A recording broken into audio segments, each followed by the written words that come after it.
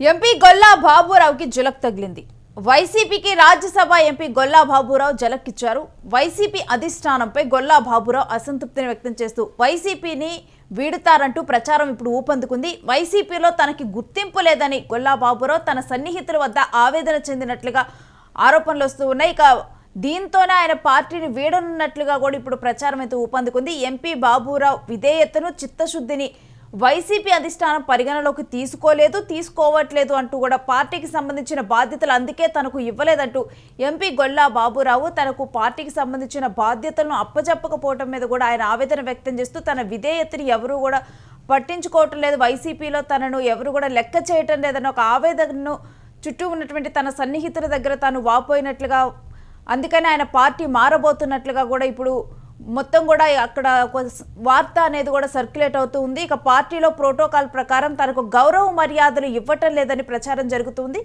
వచ్చే ఎన్నికలలో పాయకరావుపేట నుంచి కుమారును పోటీ చేయించే ప్రయత్నాలు ఆయన మొదలుపెట్టినట్లుగా, సీటు విషయంలో హామీ ఇవ్వలేదు వైసీపీ అధినేత జగన్, మరొకవైపు తనకు కూడా ప్రాధాన్యత లభించట్లేదు. ఈ అన్ని అంశాలను కూడా పరిగణలోకి తీసుకున్న తర్వాత ఆయన పార్టీ మారుతున్నారు అంటూ కూడా ఇప్పుడు ఆయన చుట్టుపక్కల వర్గాల నుంచి ఒక విశ్వసనీయ సమాచారం అందుతూ ఉంది.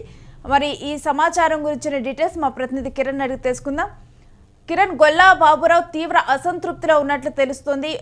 దీని మేరకు కూడా చుట్టూ ఉన్నవారు కూడా ఆయన పార్టీ మారబోతున్నారని చెబుతూ ఉన్నారు. అసలు పూర్తి డీటెయిల్స్ ఏంటి?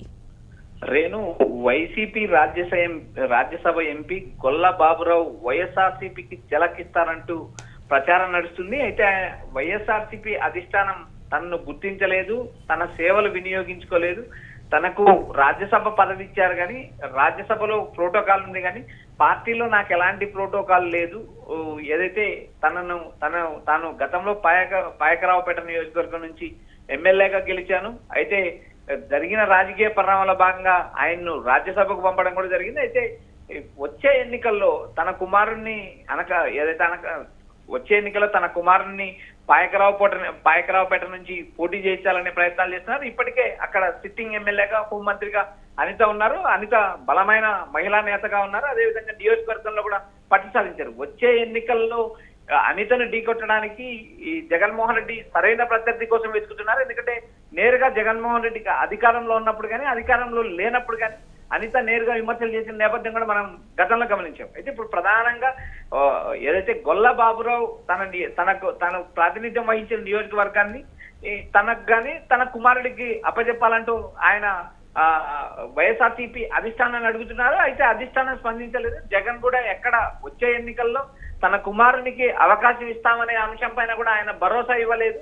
నేరుగా జగన్మోహన్ రెడ్డి దృష్టికి తీసుకెళ్లి ఏదైతే అవకాశం ఇస్తారా ఇవ్వరా అనే దానిపైన ఒక నిర్ణయం తీసుకోమని వైసీపీ అధిష్టానం పెద్దలను కోరేయటంలో ఉన్నారు. రాబోయే రోజుల్లో ఏదైతే తన కుమారుడికి రాజకీయ భవిష్యత్తు ఇవ్వలేని పరిస్థితులు ఏదైతే తాను పార్టీ మారుతాను, తన దారి చూసుకుంటానంటూ తన సన్నిహితుల వద్ద ఆవేదన వ్యక్తం చేశారనే సమాచారం వినిపిస్తుంది. రేణు, ఎస్ కిరణ్, అంటే కేవలం తనకు సరైన ప్రాధాన్యత లభించటం లేదు అనే దానికన్నా కానీ తన కుమారుడు రాజకీయ భవిష్యత్తుకు ఈ పార్టీలో గ్యారంటీ లేదు అనే అసంతృప్తే ఎక్కువగా కూడా తనలో ఉందనుకోవాలా? ఎస్ రేణు, రాజకీయాల్లో కానీ రాజకీయ వారసత్వాలు కానీ ఈ రెండు అంశాలు ఏదైతే వచ్చే ఎన్నికల్లో తమ కుమారులను పోటీ చేయించాలని రాష్ట్ర వ్యాప్తంగా పలు పార్టీకి సంబంధించిన కీలక నేతలు భావిస్తున్నారో ఆయా పార్టీ అధిష్టానాలు, అటు వైఎస్ఆర్సీపీ అధిష్టానం కావచ్చు, టీడీపీ అధిష్టానం కావచ్చు, జనసేన అధిష్టానం కావచ్చు, వారు ఏ మేరకు అవకాశం ఇస్తారో ఓ క్లారిటీ లేదు. ఇప్పటి నుంచే దాదాపు 3 సంవత్సరాల ఎన్నికలు ఉన్న సమయంలోనే తమ కుమారులకు రాజకీయ భవిష్యత్తు ఇవ్వాలంటూ నేతల దగ్గర మొర పెట్టుకుంటున్నారు, అర్జీలు పెట్టుకుంటున్నారు. అటు టీడీపీలో అయితే ఈ సంతృప్తి మరీ ఎక్కువైంది. ఎందుకంటే ఆయా నేతలు తాము రాజకీయంగా రిటైర్మెంట్ అవుతాము, తమ వారసులకు అవకాశం ఇవ్వండి అంటూ అటు లోకేష్, ఇటు చంద్రబాబు నాయుడు, ఇటు వైఎస్ఆర్సీపీ నుంచి జగన్మోహన్ రెడ్డికి అనేక వినతులు వినిపించాయి. రాష్ట్ర వ్యాప్తంగా 175 నియోజకవర్గాల్లో వారసులను రంగంలోకి దింపడానికి యువ నేతలను బరిలోకి దించి తాము రాజకీయాలు రిటైర్ అవుతామంటూ సీనియర్ నేతలు భావిస్తున్నారు. అయితే వచ్చే ఎన్నికల్లో ఏమాత్రం అవకాశం ఇస్తారని చూడాలి. ఒక వైఎస్ఆర్సీపీ అంశమే కాదు రేణు, టీడీపీలో కూడా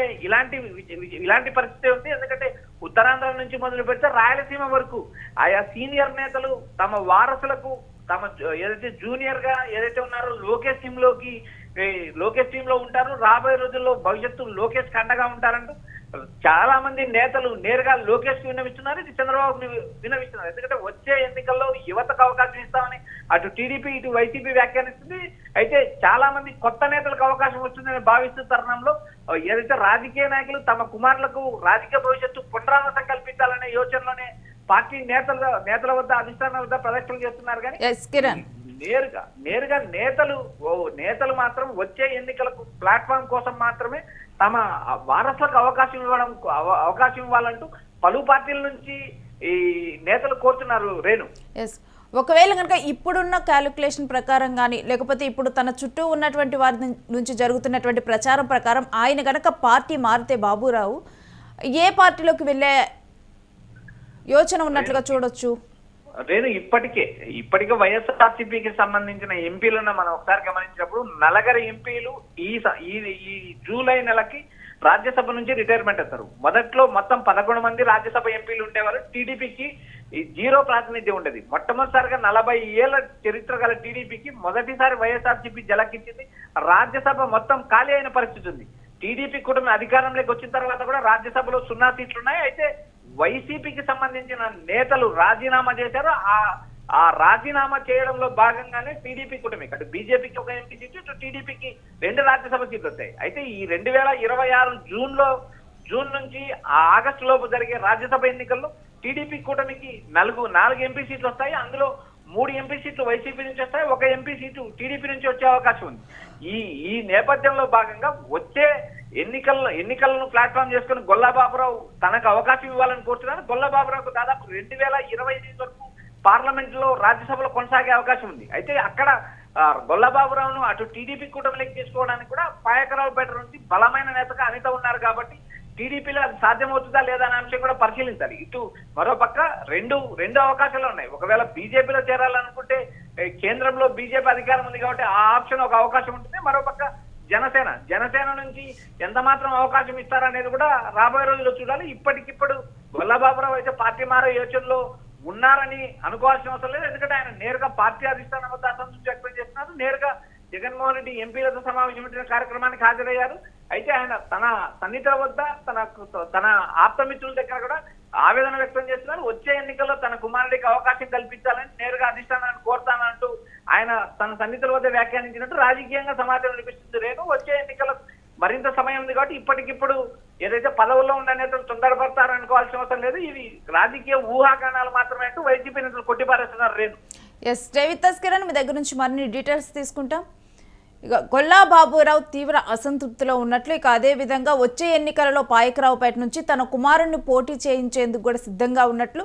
అయితే వైసీపీలో తన కుమారుడికి సంబంధించి ఏ హామీ లభించడం లేదు. మరొకటి ఏంటంటే ఇప్పుడు తనకి కూడా తన విధేయతకు కానీ వీటికి కానీ గుర్తింపు లభించలేదు. అందుకనే ఇప్పటి వరకు కూడా తనకి అధిష్టానం నుంచి ఎటువంటి బాధ్యతలు కూడా అప్పజెప్పలేదంటూ కూడా తాను ఆవేదన చెందినట్లుగా అర్థమవుతుంది. పార్టీకి సంబంధించిన బాధ్యతలు ఏవి కూడా వైసీపీ నన్ను పరిగణలోకి తీసుకొని ఇవ్వలేదని ఎంపీ గొల్లా బాబురావు తన చుట్టూ ఉన్నటువంటి సన్నిహితుల మధ్య వాపోయినట్లుగా ఆవేదన చెందినట్లుగా తెలుస్తుంది. ఇక దీంతో కూడా గొల్లా బాబురావు అసంతృప్తిలో ఉన్నారు. కాబట్టి పార్టీ మారుతారు అంటూ కూడా ఒక ప్రచారం ఊపందుకుంది. కాకపోతే ఇప్పుడేనైతే ఆయన అధికారంలో ఉన్నారు కాబట్టి ఇప్పుడేనైతే ఎంపీగా ఉన్నప్పుడు తొందరపడి తాను నిర్ణయాలు తీసుకొని ఇప్పట్లోనైతే తాను పార్టీ మారే అవకాశం లేదు అన్న విషయం స్పష్టమవుతోంది.